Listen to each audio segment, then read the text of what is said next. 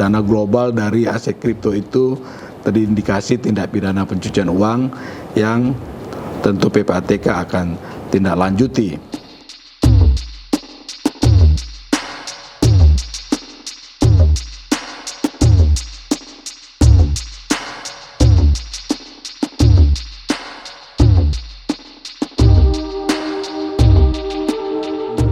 Data Crypto Crime Report menemukan ada indikasi pencucian uang melalui aset kripto ini sebesar 8,6 miliar US dollar di tahun 2022. Ini setara dengan 139 triliun rupiah secara global.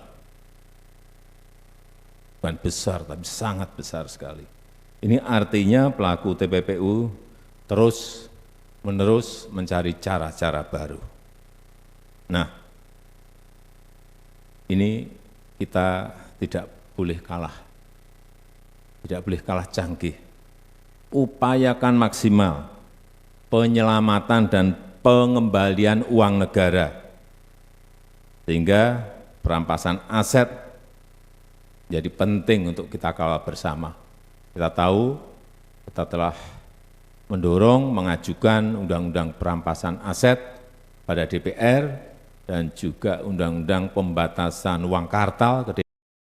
Tentu ya, apa yang disampaikan oleh Bapak Presiden pada saat 22 tahun PPATK, pada saat Presiden lecture kemarin di Istana, bahwa ada indikasi 8,9 miliar US dollar atau setara dengan 139 triliun per tahun ya, dana global dari aset kripto itu terindikasi tindak pidana pencucian uang yang tentu PPATK akan tindak lanjuti.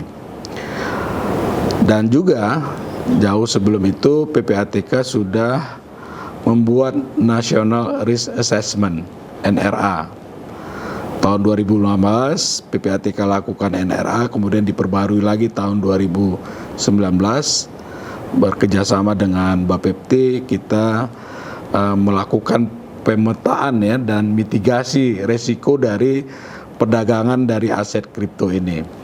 Nah, dari pemetaan itu kita lihat bahwa pertama dari sisi profesi itu pengusaha dan political person itu menjadi pengusaha yang beresiko tinggi melakukan tindak pidana pencucian uang dengan menggunakan aset kripto.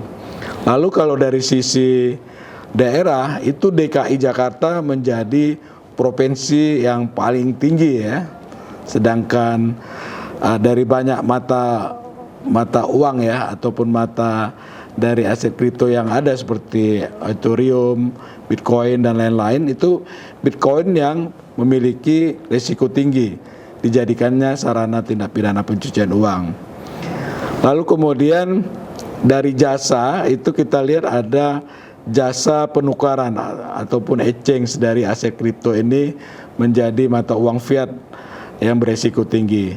Sedangkan kalau dari tindak pidana asal itu kita lihat ada kejahatan di bidang narkotika, psikoterapika, dan korupsi merupakan tindak pidana asal kejahatan dari pencucian uang yang menggunakan aset kripto.